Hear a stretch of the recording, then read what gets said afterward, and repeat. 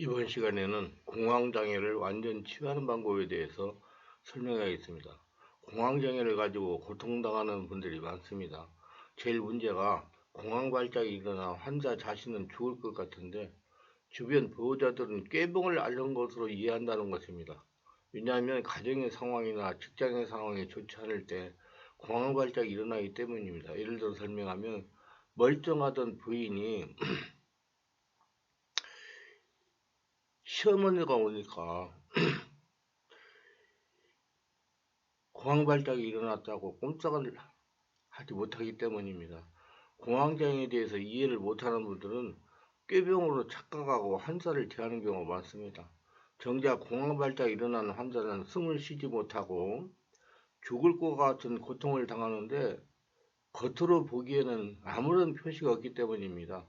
시험을 치르기 전인 바로 전이나 중요한 면접을 앞둔 상황, 그리고 거북한 만남의 자리에 있어서 온몸이 뻣뻣해지면서 손발에 땀이 나고 극도의 긴장이 몰려오면서 가슴이 쿵쾅거리는 증상은 일상을 살면서 누구나 한 번쯤은 겪어본 상황일 것입니다. 이런 상황은 이미 스스로 어느 정도 준비가 되어 있는 상태에서 맞닥뜨리는 결과이기에 우리 몸에 이런 상황이 보인다고 해서 크게 문제시되는 경우는 없습니다. 하지만 이런 증상이 아무런 애고 증상 없이 또는 아무 긴장도 야기되지 않은 상황 속에서 몸을 통해 연출된다면 어떤 느낌을 받게 될까요? 불안감과 긴장감을 야기할 만한 그 어떤 자극이 없는데도 불구하고 호흡곤란, 가슴 부위 통증, 식은땀, 어지럼증과 같은 증상이 나타난다면 그 사람은 극도의 불안감에 휩싸일 수밖에 없을 것입니다. 대부분의 사람들은 이런 상황이 발생하면 응급실을 찾게 됩니다. 그런데 응급실에서 시행하는 각종 검사, 심전도, CT, MRI 등 상에는 아무런 이상 증상이 나타나지 않는다면 어떤 느낌이 들게 될까요? 분명 자신은 금방이라도 죽을 것 같은 고통을 느껴서 병원을 찾아왔는데도 불구하고 각종 검사상 아무런 병적 반응이 나타나지 않는다고 한다면 그 또한 불안하기 그지없을 것입니다.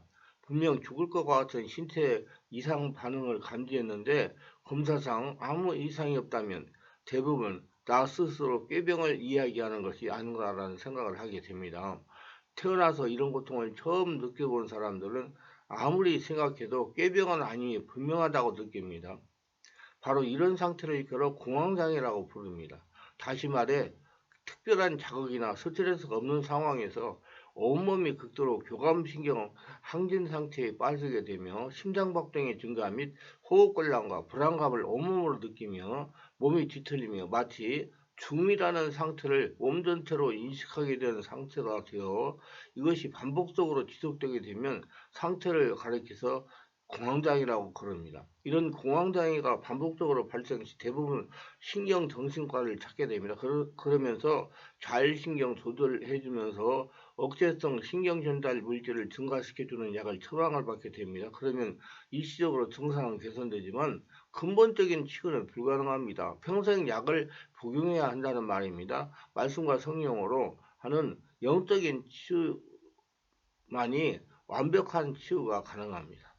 이 증상 자체가 아무런 애가 없이 찾아오고 또한 그 원인을 정확하게 파악하지 못하기 때문에 이것을 대비한다는 것은 결코 쉬운 일은 아닙니다. 공황장애란 불안장애의 일종으로 급작스러운 공황발작, 즉 극심한 불안과 함께 몸의 뒤틀림, 두통, 현기증, 가슴 두근거림, 질식감, 호흡곤란, 가슴 통증, 오한, 사지마비 등 또 온몸에 저림 등의 증상이 나타나는 것이 반복되는 질병입니다. 공황발작이란 사람이 생명을 위협을 느낄 정도의 극심한 상황에서나 느낄 수 있는 정도의 심각한 공포를 갑작스럽게 느끼는 것을 의미합니다. 환자들은 쉬고 있거나 차를 타고 있거나 자고 있던 중에 증상이 나타나 매우 당황하게 되고 급한 나머지 응급실을 방문하기도 합니다. 공황발작 시 특정적인 신체 증상도 환자를 더욱 곤욕스럽게 합니다. 불안감과 동시에 나타나는 신체 증상은 심각한 신체 증상과 매우 유사하며 환자들은 내과, 신경과 등 타과과를 방문하기도 합니다. 공황장애 원인은 크게 생물학적 원인과 정신 사회적 원인으로 나눌 수가 있습니다. 이를 좀 더 쉽게 설명하면 마음의 상처와 스트레스를 받아 영혼, 육체 밸런스가 깨질 때 발생하게 됩니다. 이는 그동안 제가 공황장애로 고통을 당하던 환자를 치유하고 깨달은 것입니다. 이는 공황장애에서 흔한 증상에서 쉽게 깨달을 수 있습니다. 가슴 두근거림, 몸이 뒤틀림, 땀 흘림, 떨림 또는 전율, 숨가쁨 또는 숨이 막히는 느낌, 지식감, 흉부 통증 또는 가슴 답답함, 토할 것 같은 느낌 또는 복부 불편감, 현기증, 불안정감, 머리 띵함 또는 어지럼증, 비현실감, 자제력 상실에 대한 두려움 또는 미칠 것 같은 두려움, 곧 죽을 것 같아 죽음에 대한 두려움, 감각의 이상, 오한 또는 얼굴이 화끈 달아오른 사지의 뒤틀림 등입니다. 생물학적 원인으로 유전 이론, 카테콜마민 이론, 청반 이론, 대사 이론, CO2 감염성 증가 등이 있습니다.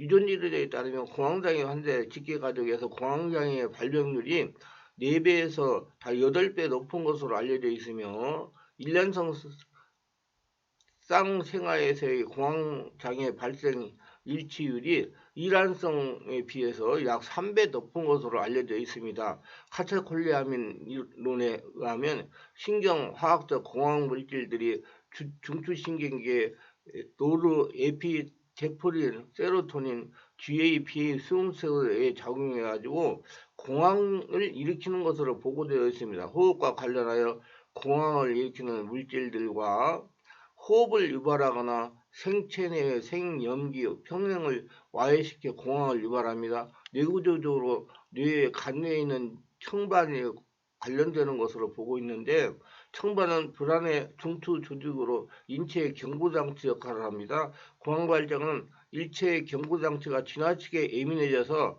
아무런 이유 없이 혹은 사소한 자극으로도 작동하기 때문에 일어나는 것입니다. 그 외에도 불안을 증가하는 편도 핵의 역할을 중요한 것으로 알려져 있으며 기타 불안 관련 중추신경에서 불안을 종합하여 능력을 상실히 공황을 일으키는 중요한 원인으로 보고되어 있습니다.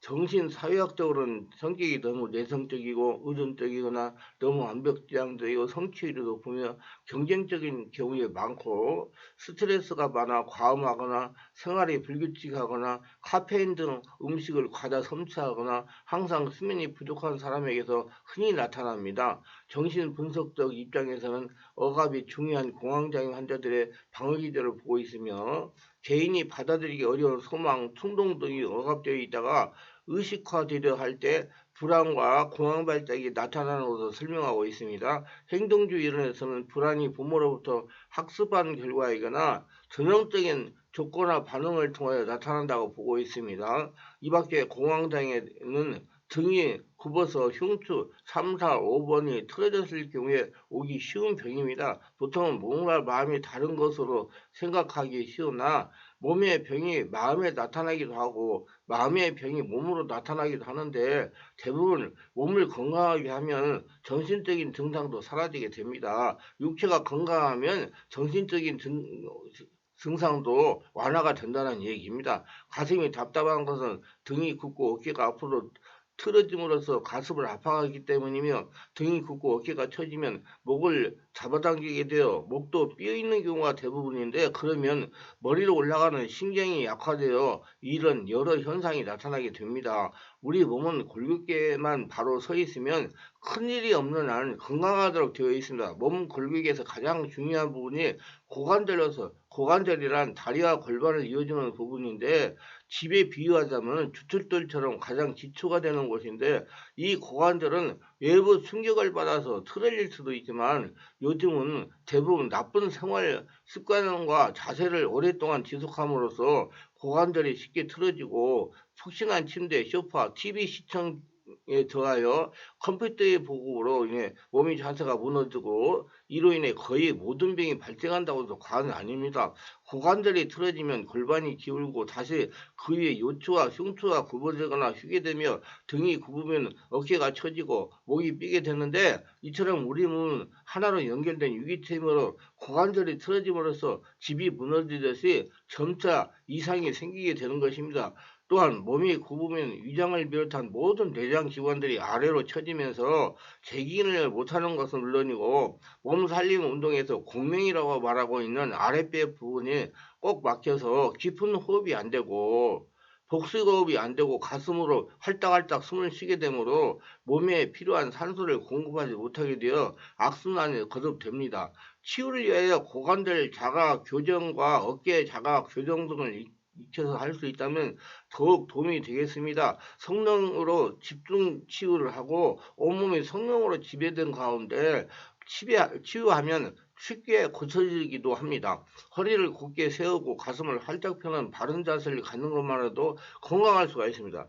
나쁜 생활 습관으로 해서 몸이 굽는 것을 약이나 시술 또는 타인의 도움을 받을 수 있는 것은 아주 제한적이라는 것을 잘 이해해서 매일 자세를 바로 하는 꾸준한 운동으로 스스로 몸을 바로 세우면 건강해지는 것입니다. 공황장애 진단 및 증상, 공황장애 진단을 위해서는 정신건강의학과의 철저한 문진과 정신과적 검사가 시행되고 심리검사가 시행되고 불안을 유발하는 신체적인 질환을 감별하기 위해서 기본적 이학적 검사, 갑상선 기능검사 등이 시행됩니다. 앞에서 말씀드린 14가지 증상 중에 5가지 이상의 증상이 동시에 나타나는 경우 공황 발작이 있는 것으로 진단되고 이러한 발작이 반복되거나 또 그런 발작이 반복되는 것을 두려워하는 경우 공황장애로 진단이 됩니다.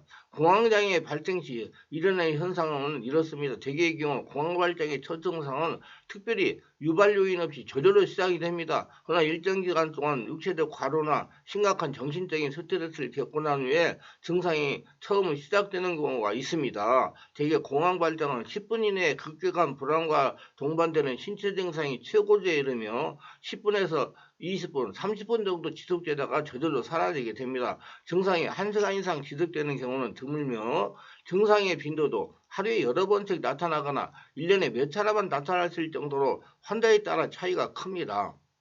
증상과 다른 증상 사이에는 애기 불안이 동반되기 쉬우며 발작 중에 이인감이나 우울감을 경험하기도 합니다. 평소에 카페인 음료나 알코올을 과도하게 섭취해도 증상이 악화될 수가 있습니다. 많은 환자들이 공황 발작이 있을 때 응급실을 방문하거나 내과 등 다른 신체 질환을 다루는 의사를 찾게 되며 증상의 원인을 찾기 위해 각종 임상 검사들을 하지만 공황 발작 당시에 일시적인 혈압 상승이나 과호흡 증상 외에는 특별한 이상이 없는 것으로 판정되고 합니다. 그래서 동네 병원에서 그런 증상을 가지고 가서 진료를 받게 되면 그분들은 전문성이 없기 때문에 3차 기관의 병원으로 가라고 진료 의뢰서를 써주기도 합니다. 공황장애로 오랫동안 고통을 당하는 분들은 02-3474 영역치로 충만한기로 전화하셔가지고 정확한 산타를 진단받고 다양한 치유 방법을 따라 완전 치유하셔서